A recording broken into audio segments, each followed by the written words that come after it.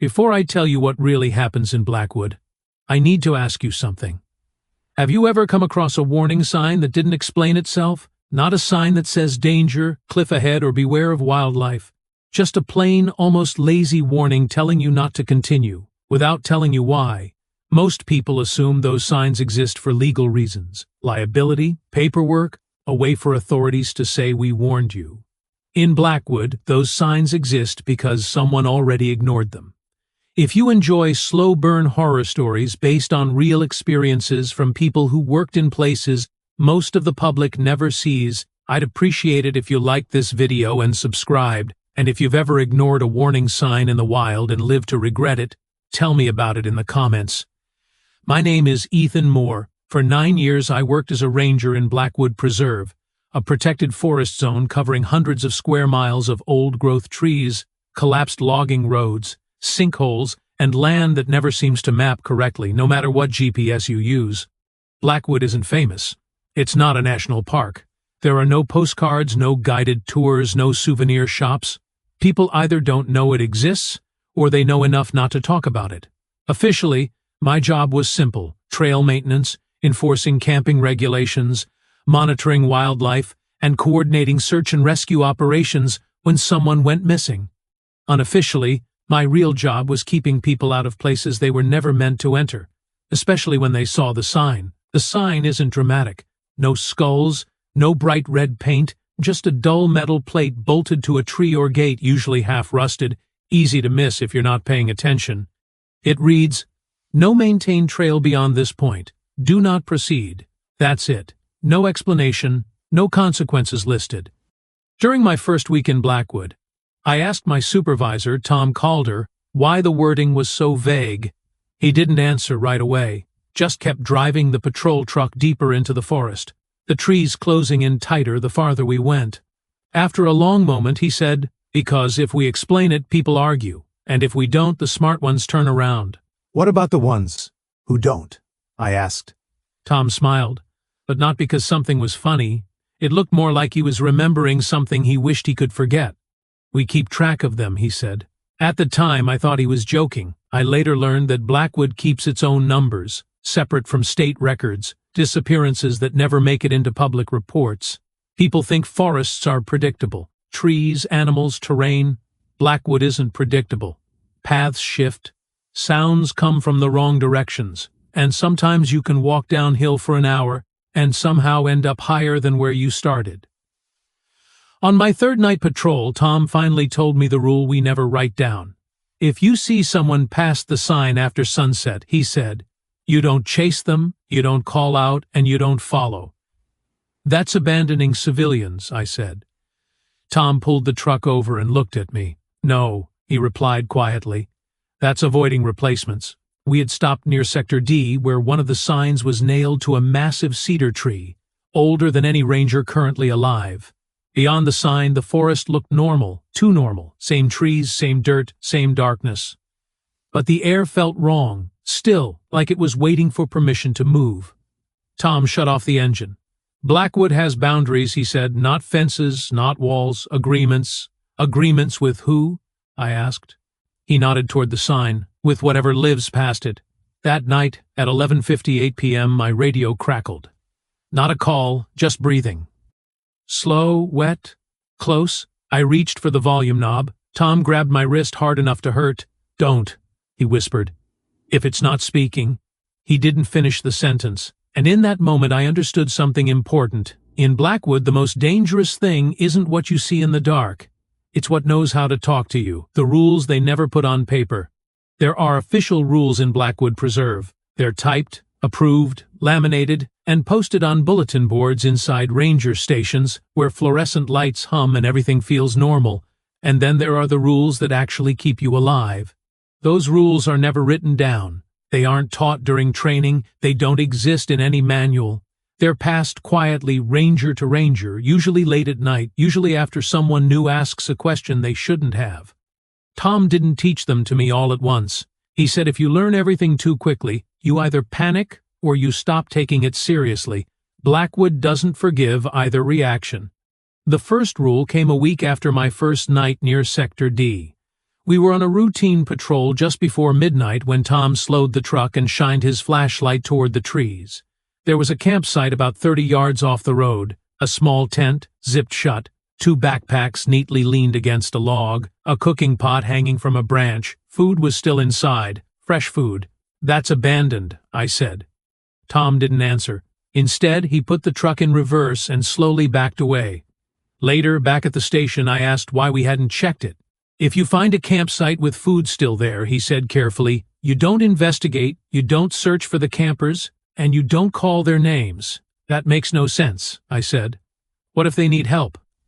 Tom looked at me for a long time before answering. "Because whatever made them leave that food behind," he said, "didn't need to eat it." That was Rule 1. Over the next few months, the list grew. Rule 2. If you hear footsteps that perfectly match your own and then stop when you stop, don't test it. Don't turn around. Change direction calmly and leave the area. Rule 3. If your radio repeats something you just said, but with a slight delay or different tone, remove the battery immediately. Do not respond. Do not ask who's there. Rule 4. Never trust GPS alone in Blackwood. If your map says you've walked 1 mile but your legs feel like 5, believe your body, not the screen. Rule 5.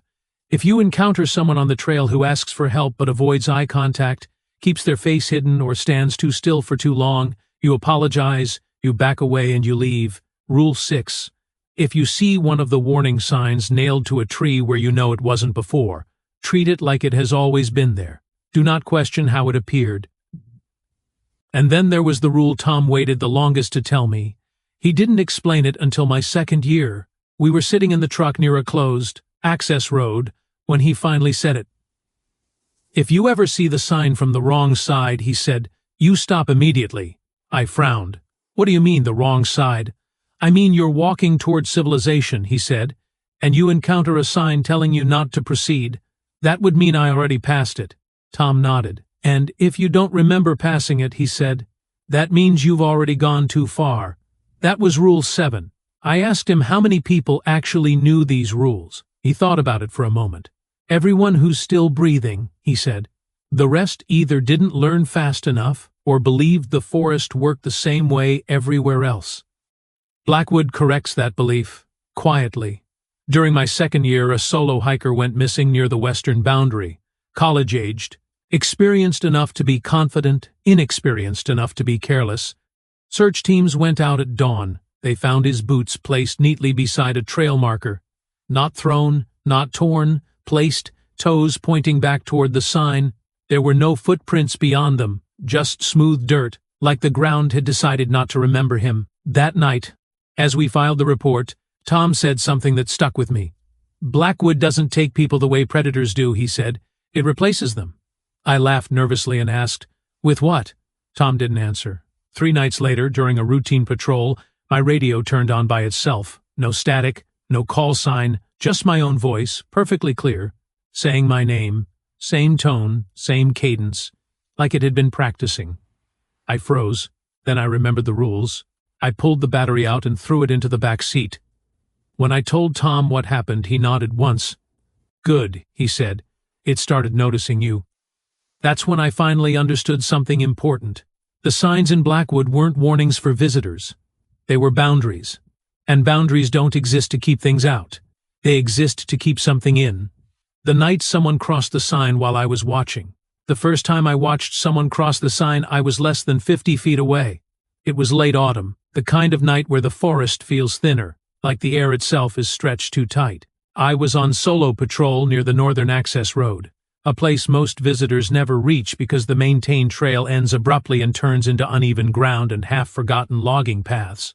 One of the signs was there, nailed to a tree that leaned slightly to the left, its bark split where the metal bolts had been driven in.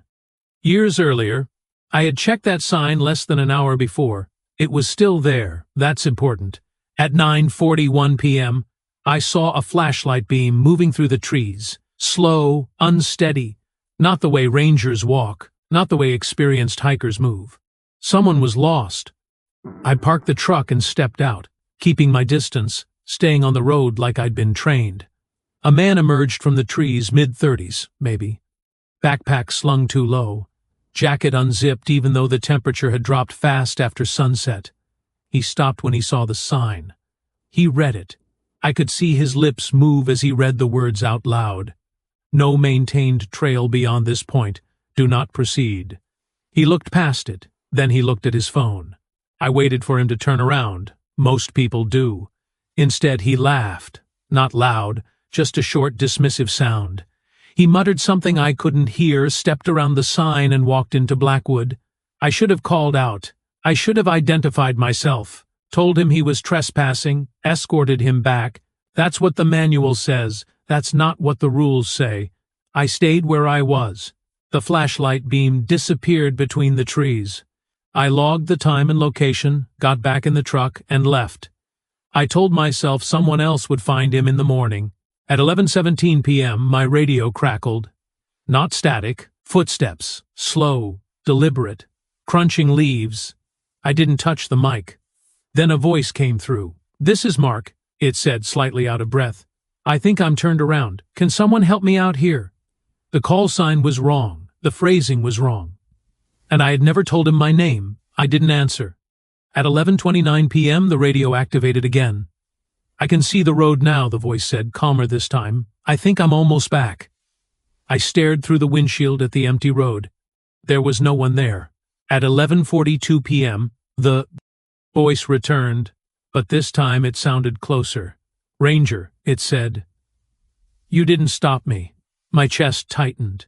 It knew. I reached behind me and removed the radio battery without looking. The forest outside the truck went unnaturally quiet. No wind, no insects, no distant animal sounds, silence that felt intentional. I started the engine and drove away without turning the headlights on. The next morning, we mounted a daylight search. We found the man's backpack 20 yards past the sign, neatly placed against a tree. His phone was inside, battery full. No signal attempts logged after 9:46 p.m.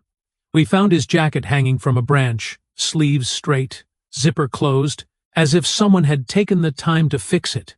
There were footprints leading deeper into the forest, and then nothing. No struggle, no drag marks, no signs of panic, just the absence of continuation. The official report listed it as a likely disorientation followed by exposure. The internal log used a different phrase, subject crossed boundary voluntarily. That night, Tom sat across from me in the station, reading my report. "You did the right thing," he said without looking up. "I let him go," I replied. Tom finally met my eyes. "No," he said. "You refuse to follow. There's a difference in Blackwood. One costs you sleep, the other costs you your name." After that night, the forest changed how it treated me. The radio stayed quiet for weeks. The signs didn't move. The trails behaved. That's how Blackwood works. When it learns something new, it goes quiet. It observes, and it waits. I didn't understand what it was waiting for. Not yet. The forest tested me. After the man crossed the sign and never came back, Blackwood changed its behavior. Not in obvious ways, nothing dramatic. It became attentive. The radio stayed silent for almost 3 weeks. No phantom. Static. No delayed echoes. No wrong voices. The signs didn't move. The trails stopped shifting. To someone new, it would have felt like things were finally calming down. That's when you should worry. Blackwood doesn't go quiet when it's satisfied. It goes quiet when it's learning. The test came on a night I wasn't expecting anything at all. It was early winter. The first hard frost had settled into the ground, and the forest carried that brittle stillness where every sound feels amplified. I was assigned to check a service road near the eastern boundary, far from the usual problem areas, far from Sector D, or so I thought. At 10:52 p.m., my radio clicked on, just once. No voice. Then it went dead again. I slowed the truck but didn't stop. At 11:04 p.m., it happened again. This time, there was breathing. Slow, measured, not panicked, almost patient. I reached back and loosened the radio from my belt but didn't remove the battery yet. I wanted to be sure. At 11:19 p.m. the call came through clearly. "Ethan," the voice said. My hands tightened on the steering wheel. It was my voice, not an imitation that was close, perfect, same cadence, same hesitation before speaking.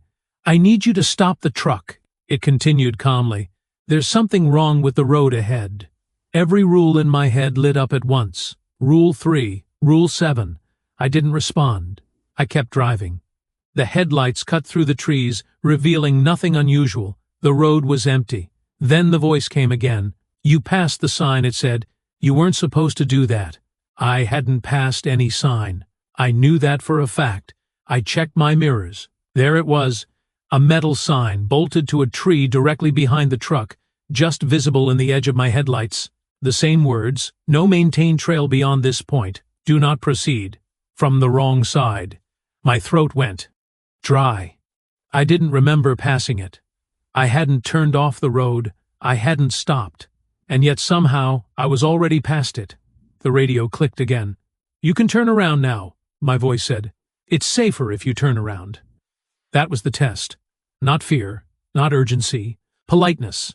It wanted me to agree. I did the only thing Tom had ever told me would work. I ignored it. I accelerated. The forest reacted immediately. The temperature inside the truck dropped so fast I saw my breath. The engine sputtered. The headlights dimmed. And then the road ahead changed, not dramatically, just enough to be wrong. The curve I knew by heart wasn't there. The trees leaned in closer. And for a brief moment, I saw something standing between them, not fully in the light, not fully hidden, tall, too still, watching. I didn't slow down. I didn't look directly at it. I drove straight through, heart pounding so hard it hurt. The truck burst out onto the main access road like it had been released. Everything snapped back to normal. Temperature, engine, lights. I didn't stop driving until I reached the station. Tom was there. He took one look at my face and locked the door behind me. It spoke to you, he said. I nodded. And it used your voice. I nodded again. Tom sat heavily in a chair. That means it's done observing, he said quietly. It's decided you're part of the pattern now. I asked him what would have happened if I'd turned around. Tom didn't answer right away. Then he said, You wouldn't be asking that question. That night I didn't sleep. And for the first time since I'd started working in Blackwood, I realized something worse than the disappearances. The forest wasn't reacting randomly. It wasn't defending territory. It was studying us, learning what worked, learning what didn't. And once it learned your voice, it never forgot. When the rules failed someone I knew. The rules worked until they didn't. That's the part nobody tells you when they pass them down. They don't guarantee safety, they just reduce the odds. And eventually the forest stops testing you and starts testing the people around you. Her name was Lena Harper. She transferred to Blackwood during my 5th year, late 20s, former search and rescue, sharp instincts, the kind of ranger who listened more than she talked. She learned the written rules fast. The unwritten ones took longer. Not because she didn't believe them, because she believed she could apply them selectively. Lena worked the southern boundary, an area that rarely had incidents, fewer signs, wider trails, safer terrain, or so it seemed. One night, near the start of winter, I heard her voice over the radio at 11:36 p.m. Ethan, I've got eyes on someone near the creek line. No light, no pack. Might be injured. I froze. She was too close to a boundary zone. Confirm location, I said carefully. There was a pause. Then, just past the old logging marker, I can hear him calling for help. That was the first mistake. She had responded. Lena, I said slowly, choosing every word. What time is it? Another pause. Does that matter? She asked. Yes, I said. It matters. The radio crackled softly. I can see him, she said. He's sitting down, not moving much. I closed my eyes. Lena, I said, do you see a sign? Silence. Then, quietly, I don't remember passing one. That was the second mistake. She was already past it. I told her to stop moving, to stay where she was, to turn her radio off. She laughed, nervous, dismissive. Ethan, you're letting the stories get to you. He's just a guy. He sounds scared. I heard another sound then, not her voice. A man's voice, faint, overlapping the transmission. Please, it said. Don, leave me here. Lena inhaled sharply. He's right here, she said. I can help him. That was the third mistake. I drove. I shouldn't have. I knew the rules. But knowing and obeying aren't always the same thing. By the time I reached the southern access road, it was too late. Her radio was still on, still transmitting. But Lena wasn't speaking anymore. Instead, I heard her breathing. Fast, panicked, then calm, too calm. "Ethan," her voice said suddenly, steady and clear. "I'm okay now. You don't need to come any farther." I stopped the truck. The headlights caught a sign nailed to a tree directly ahead. The words were facing me, from the wrong side. My phone buzzed. A text message. "Lena, I see what you meant now." That was the last message I ever received from her. At dawn, we searched. Official teams, daylight, protocols followed. We found her radio placed gently at the base of the sign. Battery removed. Her boots were nearby, lined up, toes pointing back toward the road. No footprints beyond them, no signs of a struggle, just the absence of continuation. The report said lost due to environmental disorientation. Tom didn't bother reading it. "She didn't break all the rules," he said quietly. "She broke the wrong one." I asked him why the forest had waited, why it hadn't taken her sooner. Tom looked tired. "Because it wanted to make sure you watched," he said. That night, my radio stayed silent. No voices, no breathing, just quiet.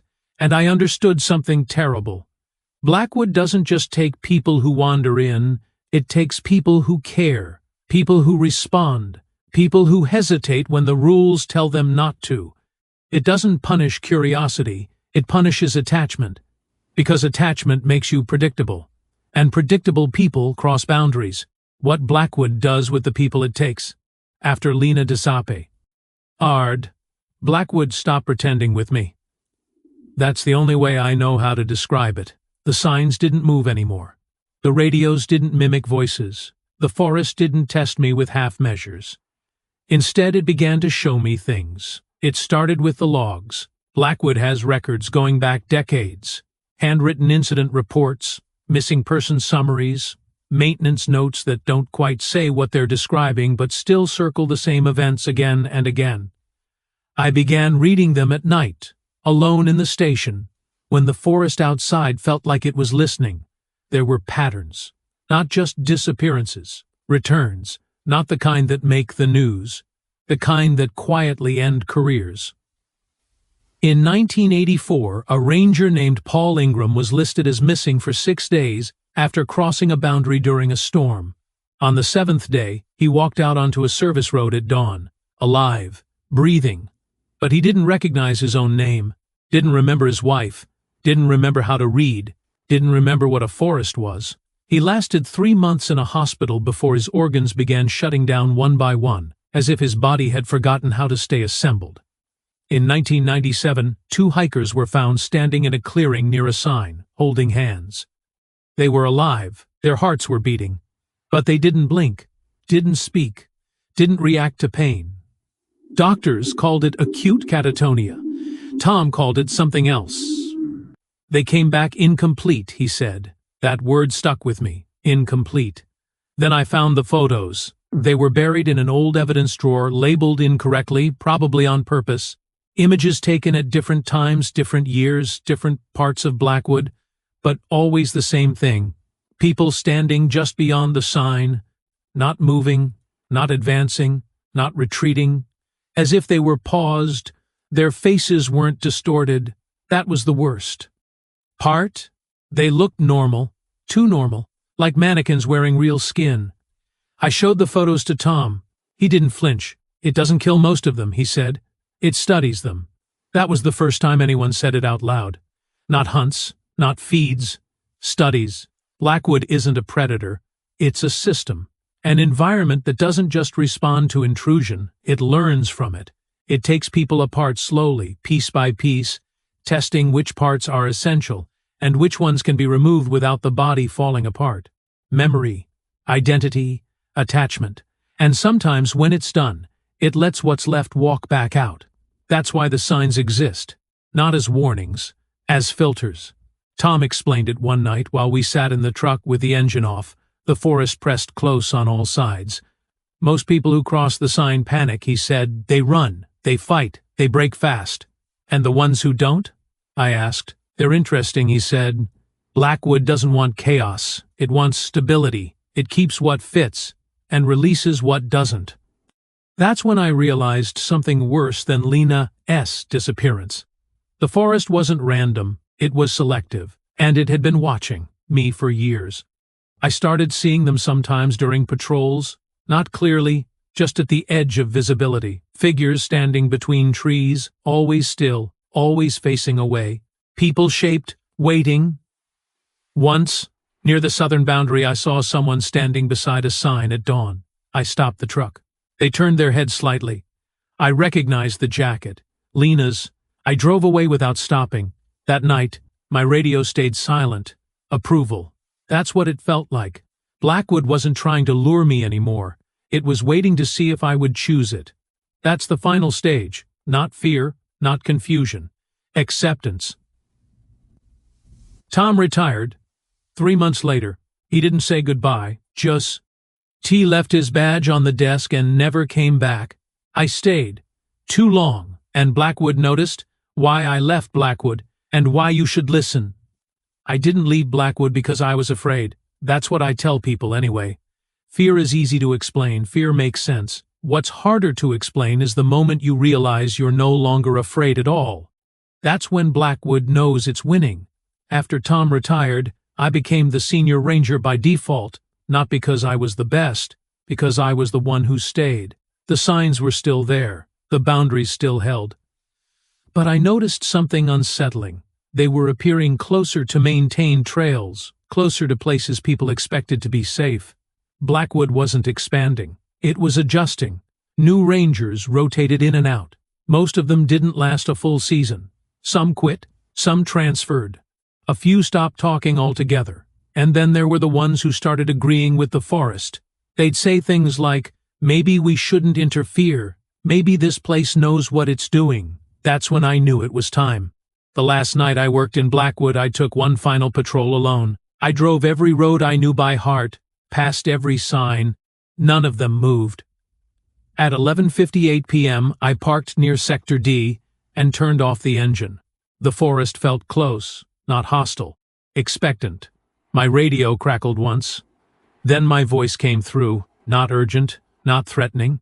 Calm. You've done well, it said. You understand now. I didn't reach for the battery. That scared me more than anything else ever had. The voice continued. You could stay. Help us keep things balanced. You're already suited for it. I pictured Lena's boots, Tom's empty desk, the photos in the evidence drawer, and I finally understood the truth. Blackwood doesn't just take people, it recruits. It keeps the ones who learn its rules, the ones who stop resisting, the ones who stop seeing disappearances as tragedies and start seeing them as maintenance. I turned the radio off, not the battery, the entire unit. I drove back to the station, wrote my resignation, and left before dawn. No farewell tour, no ceremony, just distance. I live far from forests now, flatland, open skies. Places where boundaries don't need signs. Sometimes people ask me if I miss it. I don't answer. Because here's the thing nobody tells you. Blackwood isn't unique. Places like it exist everywhere. Forests, deserts, mountains, any environment old enough to learn us. The signs aren't there to scare you. They're there because something on the other side is paying attention. So if you ever see a sign in the wilderness that doesn't explain itself, that simply tells you not to go farther, don't argue with it, don't laugh at it, don't step around it, turn around. Because some boundaries aren't meant to keep you out. They're meant to keep something else from needing you. My name is Ethan Moore. I was a ranger in Blackwood Preserve. I followed the rules, and I left before the forest could decide I belonged to it. If you found this story unsettling, good. That means you were paying attention. And if you ever hear someone say, it's probably fine, it's just a forest, remember this. Forests don't need permission to watch. They only need time.